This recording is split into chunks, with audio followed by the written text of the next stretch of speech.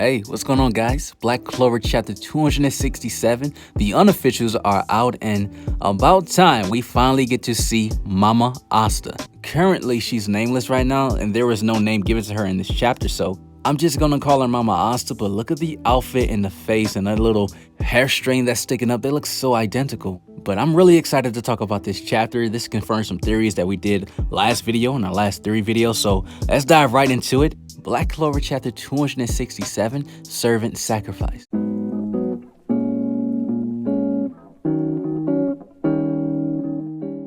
So this chapter begins with the anti-magic devil showing off his true form against Asta, and Asta tells him, "I guess this is your true form. There is something I always wanted to tell you." Asta then screams out and tells him thank you. "While fighting, I was saved by the devil's power countless times. It's all thanks to you, so I sincerely thank you."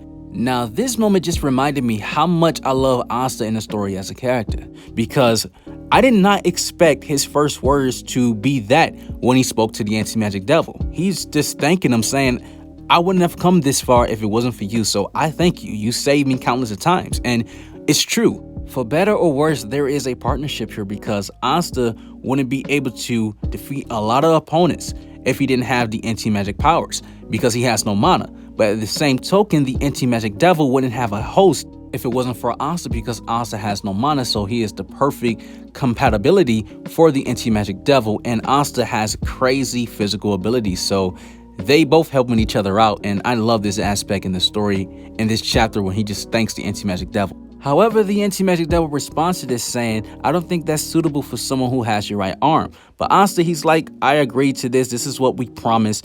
My arm for power, in a sense, so I have no complaints." And the anti-magic devil tells him, "As expected, you're shockingly stupid. That's why you're going to die by my hands." Now, this part of the chapter, the unofficial translation started to get a little wonky here. But that's why it's a good thing once the official release is out, we do chapter breakdowns here to get better context. But to summarize this entire panel, Asta started to remember something that the anti-magic devil told him when they first met. He remembered the time when the anti-magic devil was making fun of his height and calling him a dwarf. Asta is really short. He's 5'1". Like, I don't remember the last time I was 5'1". You know, I'm 6'1", so Asta next to me would look just like a midget. But I wouldn't make fun of his height because that guy he's freaking strong. So I don't want no smoke.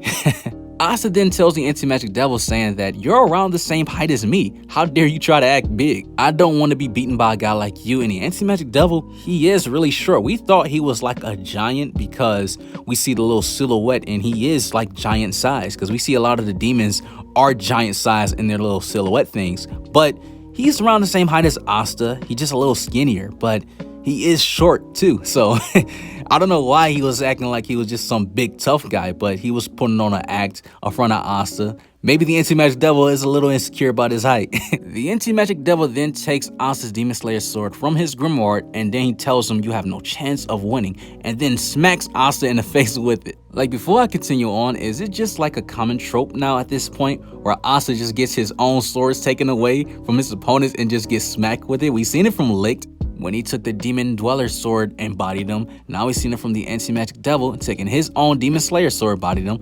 You might as well just go through all the swords now. Next arc, somebody takes Asta Demon Destroyer sword, bodied him. Arc after that, take the Katana sword and bodied him. Like, just keep this trope going. I dig it. However, what sucks about this situation is that Asta only has one arm, so it's nothing he can really do. The anti-magic devil tells him, saying that right now I got the right arm. From this point on, I will start to take everything. And Asta, he's not looking for a fight. He tells him, "I don't want to fight you. I just want to talk. Listen to me." And Nox, like, in the back smiling, saying, "No, fight. You gotta fight." In the background sounded like a little instigator, but he explains to Asta that if you lose, the anti-magic devil will take over your body and you will look like a corrupted variant monster. And that monster, that panel looks like one of those lava mana monsters when Mereoleona took everyone to go train it in a volcano in the Grand Magic Zone. Those human bones that are on the altar are the ones who failed during the devil ritual. So if you lose, you will end up like that. And Asta, he starts to freak out. He starts thinking to himself like, "Wow, this is forbidden." And Nock, he explains to him that, "Do you really think you can get stronger within 2 days with a proper training regimen? Like, this is not proper what they're doing at all. This is forbidden.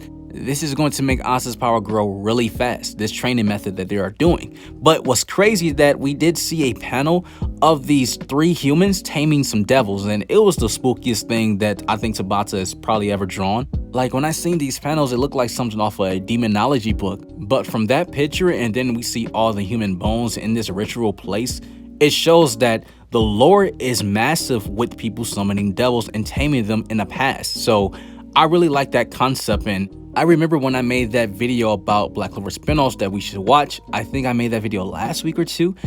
I really want to see a spinoff where people in this era summoning and taking control of devils. I really want to see that because everyone has a different reason on why they are summoning their devils and taming it. Like for ASTA'S case, we really don't know why Nock did it, but I would love to see a spinoff in this era of people taking control of devils. I think it would just be dope. The chapter then continues on with the anti-magic devil throwing the Demon Slayer sword at Asta, and Asta, he's doing a good job at dodging everything, but Nock, he's getting pissed off. He's like, do you really want to lose? What are you doing? If you keep this up, you will die. But Asta says something very interesting. He mentioned that he can tell from his ki that the anti-magic devil isn't really trying to kill him, and Nock, he's not buying it. He's like, what are you talking about? That's a devil standing in front of you.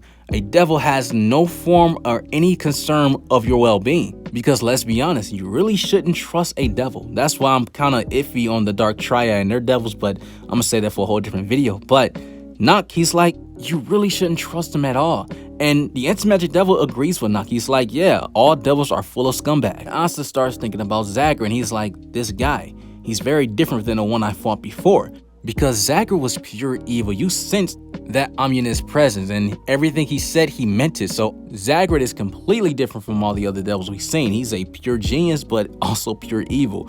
And Dante, with his devil, they are extremely evil, but they are a different type of evil than Zagre. You know, Zagre wanted to kill everybody, but he didn't have strong conviction, where in Dante's case, Dante has really strong conviction on why he wants to do the things he does. It's a different kind of evil. It's kind of like comparing old Shigaraki to Stain. Stain had convictions on what he did. Shigaraki at the time really didn't. However, when it comes to the anti-magic devil, Asta is calling his bluff.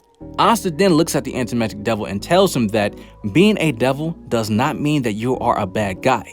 And then we see this image of this woman that the anti-magic devil starts to see in front of Asta, and he's like, dang. And he has a memory, and we see Asta's mother. And I'm 99.9% sure this is Asta's mother because it looks exactly like Asta. Like Asta, the way her outfit is, Asta used to wear stuff very similar to that in the beginning of the series, with the navy blue jacket with the white shirt.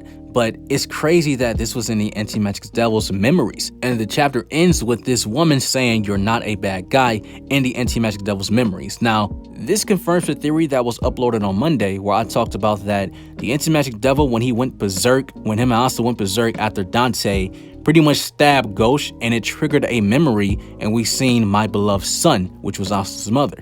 And I talked about in that video where that had to be some sort of subconscious memory deep in Asta that we don't know about, or there had to be the anti-magic devil memory, and that's why he was so pissed off at Dante, because the anti-magic devil has some sort of connection to Asta's family, because where Ghosh got stabbed at, we seen a panel and it said, my dear son. The sword that went through Ghosh was direct parallels to what happened to Asta's mother, where we see there is a wound on her chest. We don't know what happened to her, but the reaction that Asta and his anti-magic devil had in this situation, because we never seen Asta go berserk like this played a huge part to the connection that the anti-magic devil for Asta's parents, but his mother in this case. But this was a good solid chapter. I expect great things next week, because next week, I'm expecting a huge flashback chapter, but I will give this one a 10 out of 10. You guys comment below and tell me what you think about this. Let me know your thoughts in the comment section. If you guys enjoyed this video, make sure to leave a like. If you are new to the channel, subscribe, notification bells on. Join my Discord, that's in the description. Follow me on Twitter too, that's in the description as well. Again, like, comment, subscribe. You guys have an awesome life. Take care of yourselves, and I'm out.